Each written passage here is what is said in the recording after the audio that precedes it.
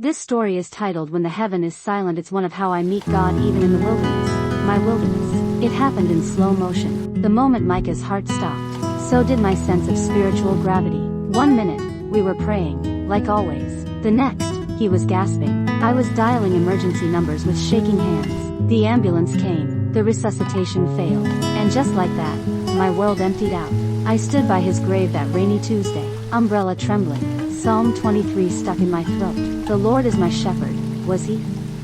Where was the good shepherd when Micah lay dying? Where was his rod and staff when the valley swallowed me whole? Silence. Not peace, not comfort, not even anger, just silence. Have you ever been there? When prayer feels like a voicemail box that's full, when scripture is just static, when you're in a worship service surrounded by music, and you feel absolutely nothing? Yes, I have experienced it. I didn't stop believing in God, I just didn't know how to anymore. So I stopped asking for answers, and started avoiding the questions. Then one day, I booked a one-way ticket, to the farthest place I could legally fly, a wildlife reserve, remote, no church, no calls, no reminders. I packed my boots, my field gear, and Micah's old Bible, not because I planned to read it, but because it was the only part of him I could carry without breaking. I didn't go looking for God, I went looking for silence. What I didn't know was this: sometimes, God doesn't meet us in our answers, but in our exiles, even in the wilderness. He whispers, even in silence. He listens, even when we feel abandoned. He is already preparing the way back. You can't outrun what your soul needs to grieve. Psalm 34 verse 18, the Lord is close to the brokenhearted and saves those who are crushed in spirit. Leah thought she'd left her grief behind.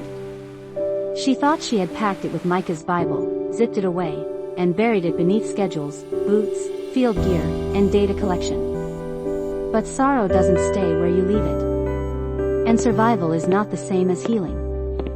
The tears might have stopped, but if the wound is not yet tended to, it will still resurface. It started with the lioness. We found her one morning near the river bend, limping, isolated, barely breathing, wounded and alone. Something in my chest cracked open. I stared at the lioness for a long time, before anyone spoke. It wasn't just the injury. It was the look in the lioness's eyes. As if she, too, had lost something she couldn't name. The team worked quickly, administering sedatives, prepping transport, applying pressure to the wound. But I couldn't stop watching her. That night, under a canopy of stars, I sat alone outside the research tent. For the first time in weeks, I reached into my pack and pulled out Micah's Bible. I didn't open it. I just held it. And then dropped it back. Sometimes the ache grows louder in stillness. I had run halfway across the world to avoid my pain. But pain is a patient traveler. It shows up in your quiet moments, your dreams, your reflections. That night, I dreamed of Micah for the first time in months. He wasn't sick. He was standing in a field, laughing, holding a letter. But when I reached out to take it, he vanished. And I woke up sobbing. I buried my face in my hands and whispered, "God, why him?" I asked, expecting a response. That was all I could do. A whisper into silence. But in the kingdom of God, a whisper can shake mountains. Maybe you've run too. Maybe your reserve is work, or ministry, or motherhood, or simply numbing out.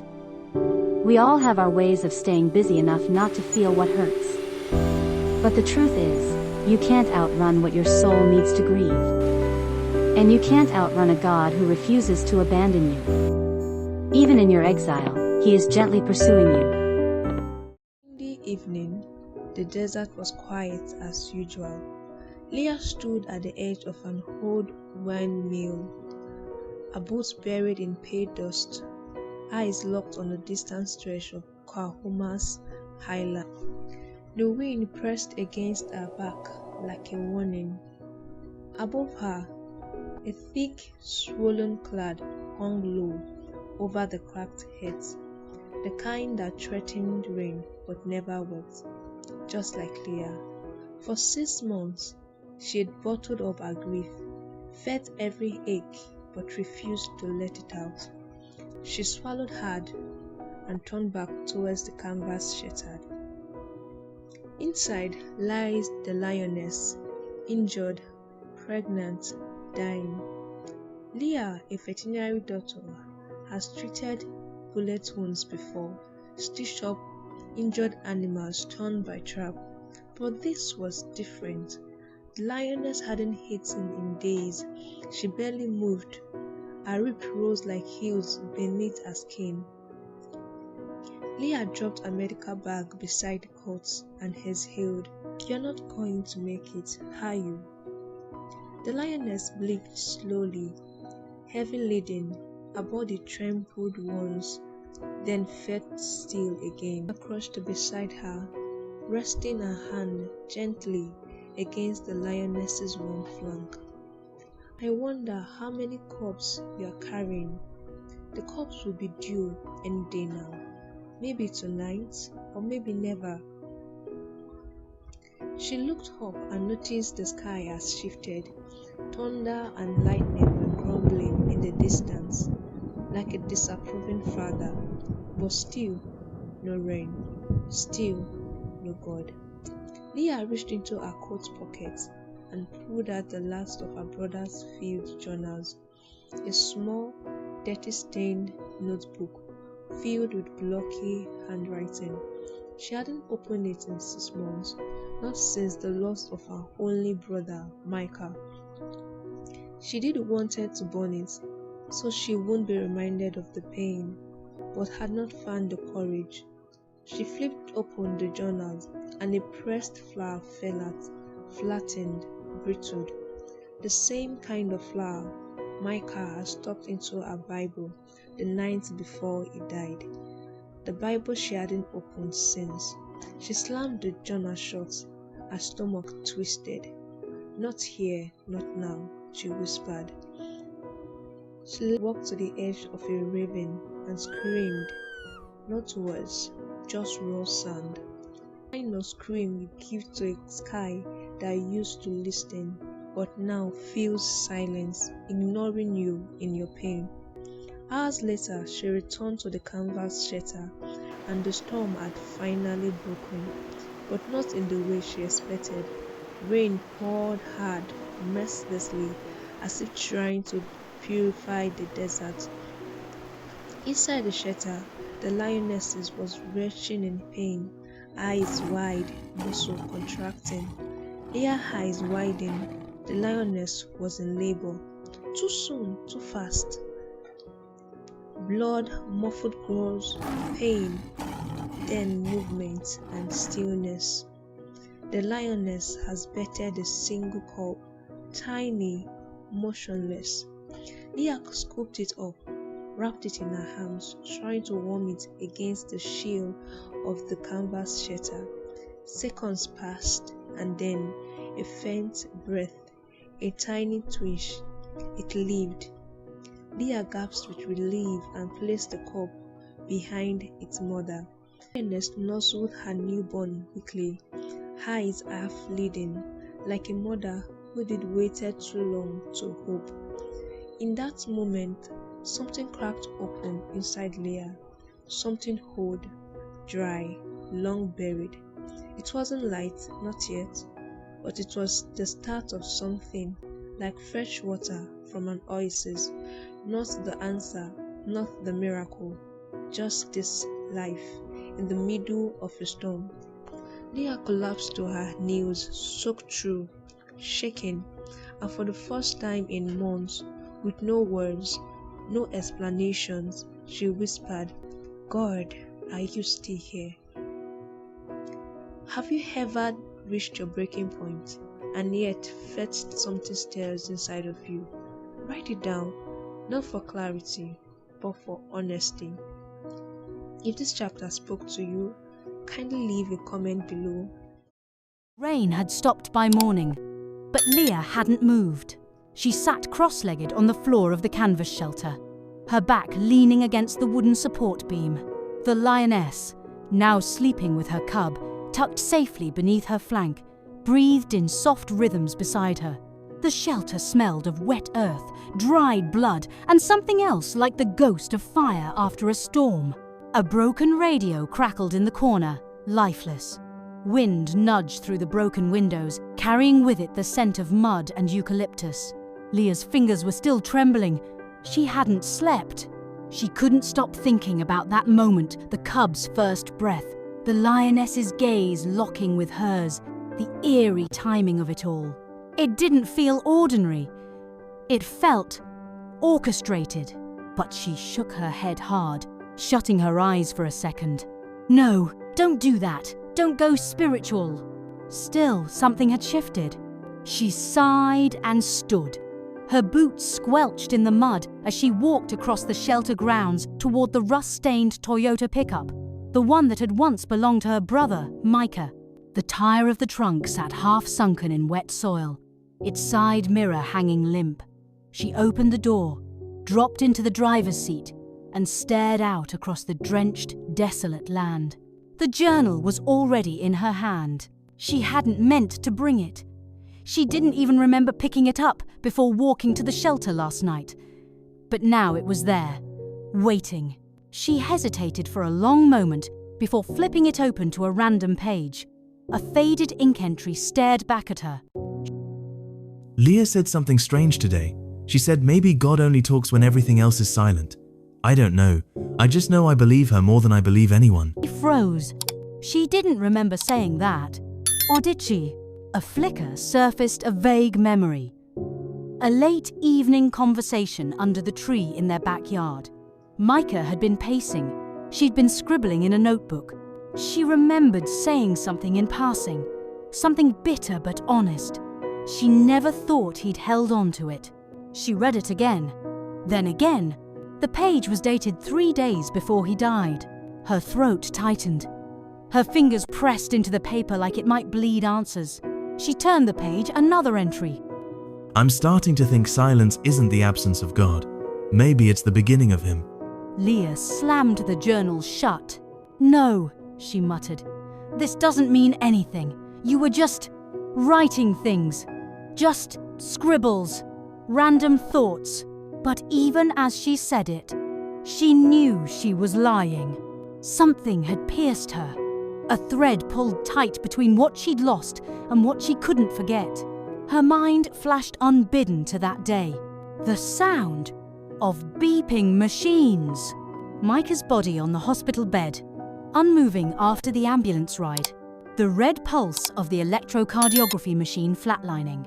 Her own voice screaming his name. Micah! Micah! Micah! Until her throat burned. And all the while, silence. No answer.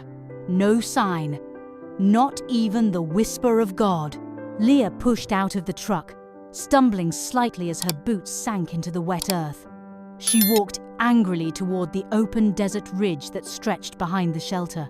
The sun was rising now, thin, gold, and almost too gentle for the weight she carried. When she reached the edge of the cliff, she dropped to her knees.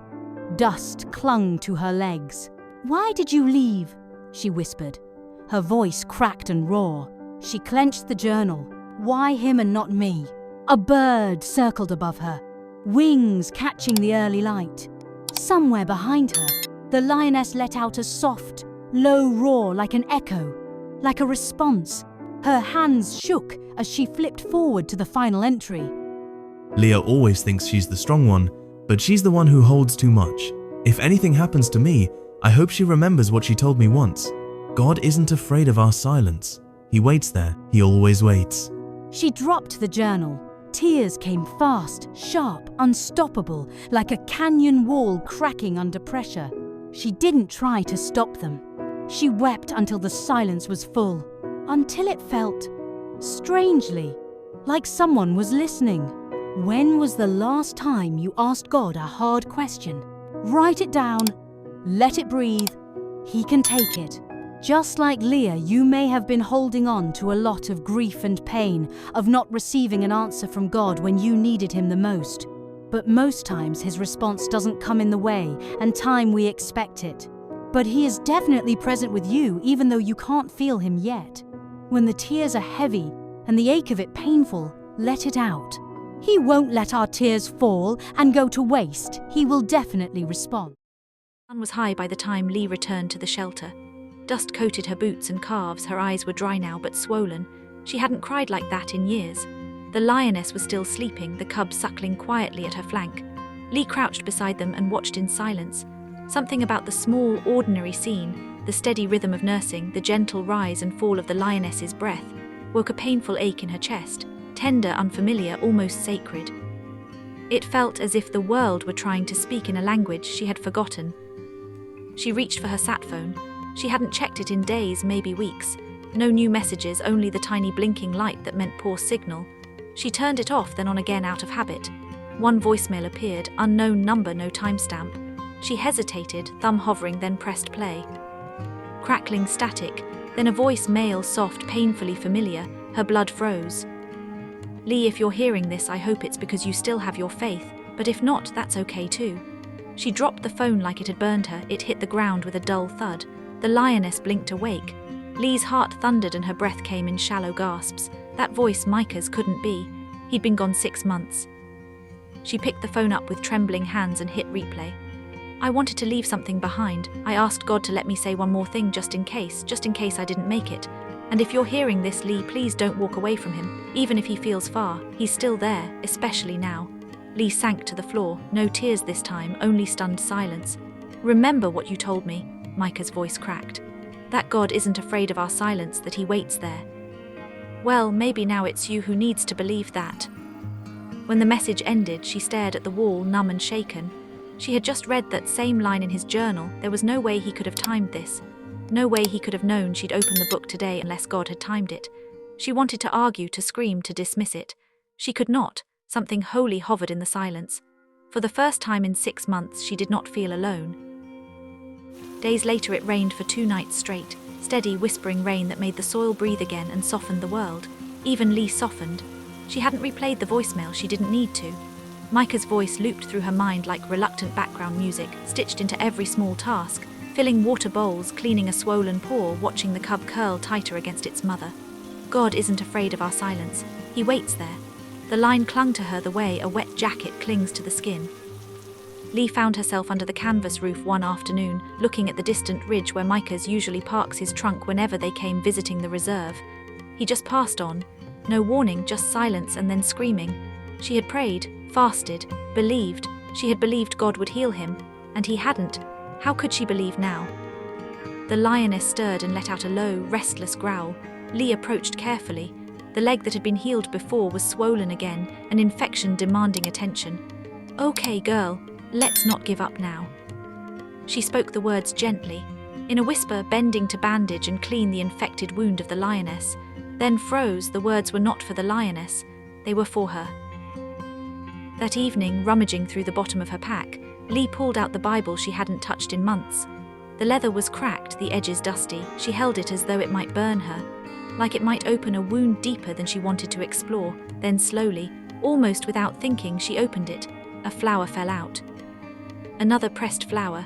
A second one, not the one from the journal, a different kind. She blinked. Micah's handwriting was on the note, folded inside. If you're reading this, it means you're still here. And that means God's not done. Her hands trembled. No one else could have placed those flowers here. He must have left them long before the died. Maybe he had known she'd fall apart. Maybe he had known God wouldn't let her stay broken. That night she dreamt of fire, not the all-consuming blaze she feared, but a warmth she had forgotten. She stood in a charred clearing, rain-soaked trees like blackened ribs around her. Everything was lifeless except for a small steady flame in the center, gentle, stubborn, alive. She walked toward it, reached out, and a voice, neither Micah nor her own, whispered, "The fire didn't leave you. You left the fire." She woke up with her heart pounding, watched the sky bleed from black to ink blue to the first pale stars, and felt something like a memory of warmth return. A few days after the dream, the daylight came with the scent of damp earth and the sound of life returning, birds calling, insects humming, the cub purring softly against its mother. The world felt strangely awake, but Lee didn't feel the same. She felt like something inside her had cracked open, and she wasn't sure if it was healing or breaking. She made tea in silence, poured it into the same chipped metal cup Micah had once used, and sat under the fig tree just beyond the shelter. A breeze touched her skin. Gentle, familiar, the sat phone buzzed. A text, from a number she did recognize this time. Pastor Rubin, she hadn't spoken to him since the funeral. He had tried, left voicemails, sent scriptures, but she'd ignored everyone. She didn't need sermons when her world was ash, but the message was short. I was cleaning out the church storage yesterday. Found something with Micah's name on it. Looks like a sealed envelope addressed to you. Want me to send it? Her throat tightened. She didn't reply for a long time, then typed, "Yes, please, send a picture." 5 minutes later, the photo came through. Her name in Micah's handwriting, sealed, her hands went cold. He wrote me a letter. Another message came from Pastor Rubin. He gave it to me months before the accident, told me to hold on to it in case you ever stopped believing, said you might need it more than you admit. That evening, she finally received the scanned letter in full. Lee read it in the dim light of the shelter and felt the floor shift beneath her. The letter wasn't long, but every line hit like a struck bell. Lee, if you're reading this, it means everything has gone wrong. It means you've probably decided that God has left you, that the silence is proof of absence, that the pain is punishment, that the story is over. But you're wrong. I've watched you walk through fire before, you don't bend easily. But this loss might break you, I know, because I would have been broken too. So I asked God months ago if he would let me write this from the other side of the mountain. And he did. Lee, you told me once that silence is where God speaks loudest. You were right. But you forgot something else. He also speaks through pain. Not as punishment, but as preparation. This letter isn't just a goodbye, it's a torch. If I'm gone, then carry it. There are people who will need the fire in you, even if you don't feel it now. I know you're going to feel lost, maybe for a long time, but I promise you, God isn't finished. And the moment you decide to feel again, you'll realize the silence wasn't God leaving. It was him waiting for you to stop running. I love you, always did, always will. Micah. Lee folded the scanned page against her chest like a wound, and for the first time in months, allowed herself to cry. This was not the broken, ragged scream of the night at the hospital. It was a different water, slow, deep, as if something inside her was thawing. She did not sleep that night. She lay beneath the fig tree with the letter tucked into her hand, watching the moon arc and knowing that the space between her and God no longer felt like an unscalable wall. It felt like a question waiting for an answer. At dawn, the cub mewed. The lioness nudged it toward Lee, trusting her. Lee crouched, cupped its warm head. "It's just you and me now, little one," she whispered. She sat cross-legged on the sand, palms open, heart pounding. For the first time since the accident, she tried to pray, but it wasn't a speech, it wasn't poetic. It was more like a whisper, scraped out of dry places. "God," she exhaled, barely above a breath. "I don't know what to say. Silence. I don't trust you, not yet. But I miss you." Wind stirred the branches above her. "I didn't stop believing, I just stopped hopping." The lioness watched her, still calm. "I read Micah's letter. I don't know why you let it happen, and I'm not okay with it, but if you're still here, I want to feel you again." A crack opened in her chest. Tears fell, hot, cleansing. One word slipped free, the first true act of surrender in a long time. "Help me." She sat like that for a long, timeless stretch. Then movement at the tree line, light, quick, drew her attention to her surrounding. She stood squinting. "Micah," she called out before the shape resolved. A young park ranger stumbled into view, breathless and disheveled. "We've been looking for you for weeks," he panted. "There was a radio mix-up, a collapse in the lower ridge, we thought. Lee only managed. I'm fine." He wasn't finished. He thrust a GPS device at her. "You're not going to believe this, but someone's been tracking weather shifts. A rare rain system formed out of nowhere, hit the area earlier than expected. That storm last week, it saved the southern valley." She blinked. That valley had been in drought for 5 years. Without that rain, the whole reserve would have burned the next month. The ranger laughed, half in relief, half in wonder. "Someone up there must like you." Lee did not laugh. She looked at the same silent sky she had cursed and felt the world tilt. Sometimes God didn't shout from the heavens. Sometimes he answered in storms and stray lionesses and hidden letters. Sometimes he waited until the lowest point to whisper a rescue. Days later, Lee prepared to go back to her life that she had ran from 6 months. The village came into view just after sunrise. The truck rattled over the rocky path, dust swirling behind it like a memory. Lee sat in the back, her fingers curled loosely around the handle of her pack. The cub and the lioness had been safely relocated to a protected enclosure. The lioness had made a full recovery, everything had changed, and yet, in the deepest sense, nothing had. Micah was still gone and the questions remained, but the terrible, consuming urgency to have them answered had thinned. She could live with the questions now and still believe. Home smelled of dust and eucalyptus. The apartment was exactly as she had left it. She didn't unpack right away. She went to the corkboard on the wall, a faded collage of prayer requests, verses, and one photo of her and Micah at a waterfall, drenched and laughing, stared back at her. A slip of paper fluttered near the corner, written in her own handwriting. God, don't let me forget what your voice sounds like. She had written it the day she left for the reserve and had laughed at herself then. I forgot anyway, but maybe she was beginning to remember. On Sunday, she slipped into the back of the church with her hoodie pulled low, heart knotted. The sanctuary smelled like old hymnals and coffee, the same songs pulling at the rafters. Nothing has changed, but something inside her had. The worship leader didn't see her come in, but Pastor Reuben did, his eyes filled with tears.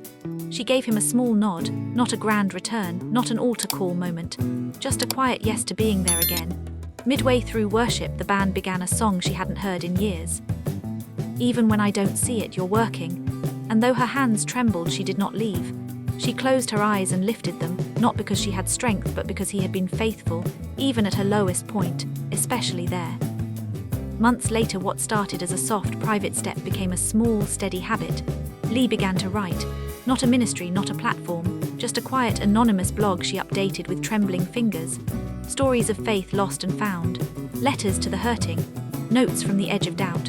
She called it When the Heaven is Silent, and wrote the first post like a rider holding a torch into a windless night. This is for anyone who's ever stood at the edge of belief and screamed into the silence, wondering if God still hears. I've been there. He does. The work she did after that was not dramatic. It was ordinary, showing up, feeding the animals, answering a message from a stranger who felt like the only person awake in a long night, writing one sentence at a time. It was the slow rebuilding of a life that still held grief, but no longer let that grief be the final word. If there was a single truth she was learning to live by, it was simple and stubborn. Silence did not mean absence. Sometimes silence is the space God uses to catch someone's breath, to let them name their fear, to teach them how to call for help again. Sometimes it is where He waits, patient, present, until you stop running. When was the last time you sensed God might be speaking, but you brushed it off? What wall have you built between yourself and God? Could He be waiting quietly on the other side? What small step could you take today to say yes to God, even if it's imperfectly? If you are watching this and in your own season of silence, grief, or waiting, I want to pause and pray with you. Father, for the one listening who feels abandoned, unheard, or exhausted from waiting, wrap them in your presence right now. Remind them that silence is not your absence. Remind them that their tears are seen, their prayers are heard, and their story is not over. Give them strength for today, hope for tomorrow, and the courage to keep their heart open to you. Heal the places of loss, renew what feels broken, and whisper again your love in a way they cannot miss. In Jesus' name, Amen. Isaiah 30:18 Niv. Yet the Lord longs to be gracious to you, therefore He will rise up to show you compassion. For the Lord is a God of justice. Blessed are all who wait for Him. Psalm 34:18. The Lord is close to the brokenhearted and saves those who are crushed in spirit. If this story touched you, you're not alone. Share this with someone who may be waiting for God in their own silence, and subscribe for more stories of faith and hope. Don't forget to like, subscribe, and share. Quiet Bloom is rooting for you.